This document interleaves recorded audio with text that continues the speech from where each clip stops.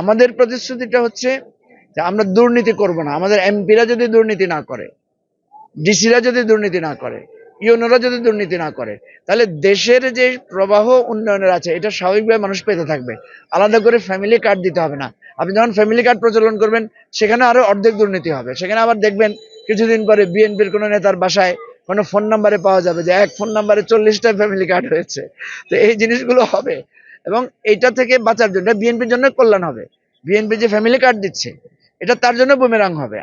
আমরা কিন্তু এটা মানে মানে বিরোধীদের জন্য বিরোধিতা করছি না। আমরা মনে করছি এটা একটা রং প্রসেস।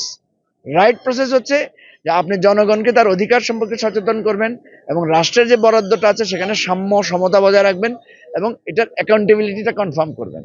আমরা 11 দলীয় রাজনৈতিক ঐক্য যেটা আমরা করেছি, সেখানে আমাদের টোটাল প্রতিশ্রুতিটা হচ্ছে দুর্নীতিটা আমরা নিরুৎসাহিত করব, প্রপার ডিস্ট্রিবিউশনটা আমরা কনফার্ম করব, আর নতুন ইনোভেটিভ আইডিয়াটা, যেমন আপনি দেখবেন জামাতের আমি ডক্টর শফিকুর রহমান সাহেব বলেছেন যে আমরা কর্মসংস্থান সৃষ্টি করতে চাই, বেকার ভাতা দিব না, কিন্তু বেকারত্ব দূর করার জন্য আমরা কিছু পদক্ষেপ নেব।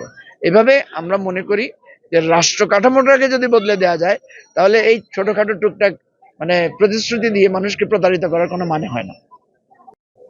প্রথম কথা হচ্ছে যে নির্বাচন আসলে এই যে প্রতিশ্রুতি দেওয়ার যে একটা কালচার, এই কালচারটা কিন্তু নির্বাচন কমিশন নিরুৎসাহিত করেছে এবং বলেছে যে এই ধরনের কোনো প্রতিশ্রুতি, নগদ টাকা, বিভিন্ন অনুদানের আশ্বাস এটা দেওয়া ঠিক হবে না, এটা আচরণবিধির লঙ্ঘন।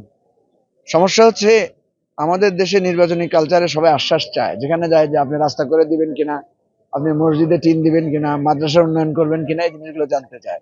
যদিও এই জিনিসগুলো লোকাল গভর্নমেন্টের কাজ। আমাদের দেশে দুর্নীতি হওয়ার কারণে এবং প্রপারলি মানুষের আশা-আকাঙ্ক্ষা পূর্ণ না হওয়ার কারণে মানুষ এই নগদ লাভটাকে গুরুত্বপূর্ণ হিসাবে দেখে। ফলে বিএনপি এই কাজটা করেছে। তারা ফ্যামিলি কার্ড, তারপরে বিধবা কার্ড, নানা ধরনের কার্ড তারা প্রচলন করছে। তো এটা কিছুটা ভোটাররা মোটিভেটেড হচ্ছে, আমরা যতটুকু অভিযোগ পেয়েছি নানাভাবে আর কি।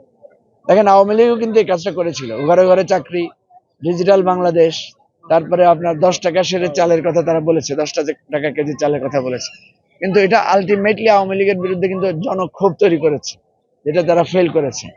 আমরা যেটা মনে করি যে এই তুচ্ছ কিছু মানুষকে কিছু ভাতা দিয়ে, কিছু কার্ডের পয়সা দেখিয়ে এটা কিন্তু জাতীয় রাজনীতির জন্য খুব বেশি কল্যাণ বয়ে আনবে না।